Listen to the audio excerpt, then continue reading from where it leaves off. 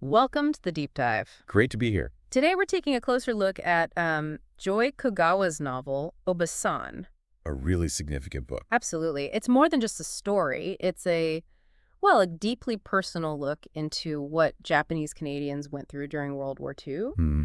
And for you listening, this is really a chance to understand a key historical moment through, a very human lens. We're drawing directly from the novel's perspective. And Kogawa's storytelling is just incredibly moving. It really draws you in. It does. So the story, it centers on Naomi Nakane. She's our narrator. Right, a young girl when all this starts. Exactly. And her entire world is just turned upside down by the Canadian government's internment policies during the war.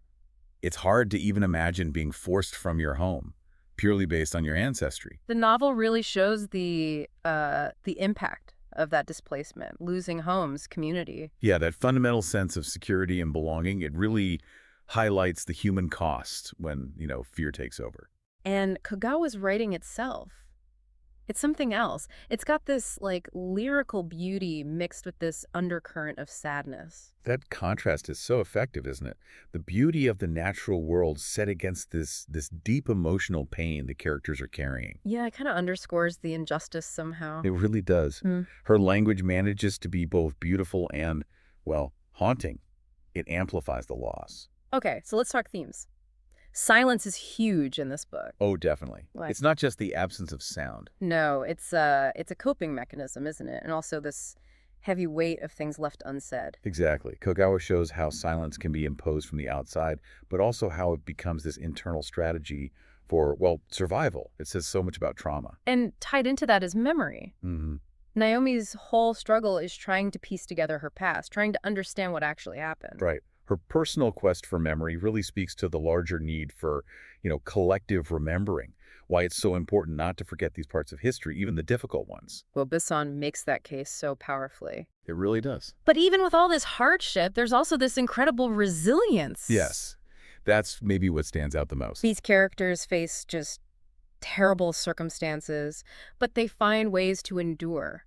And it's often a quiet strength, wouldn't you say? Yeah. Not always loud or defiant, but this deep-seated perseverance.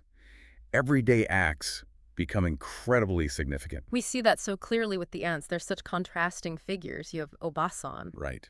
She embodies that quiet, almost stoic endurance, Yeah. weathering the storm. Her silence feels like a form of strength in a way to survive without shattering. That's a great way to put it. It's complex. And then there's Aunt Emily, completely The different. activist aunt. Yes. She's all about speaking out, demanding recognition of the injustice, fighting against erasure. She represents that need for voice, for confronting the past head on. Both are forms of response, forms of strength, just manifested very differently. What makes the novel hit so hard, I think, is how personal it feels. We're seeing it all through Naomi's eyes. Absolutely. Yeah. It's not a dry historical account. You feel the confusion, the loss. The trauma, it's an emotional immersion. And that's why it works so well. Mm. Grounding this huge historical event in one child's experience connects you, the reader, on such a deep, empathetic level. Mm-hmm.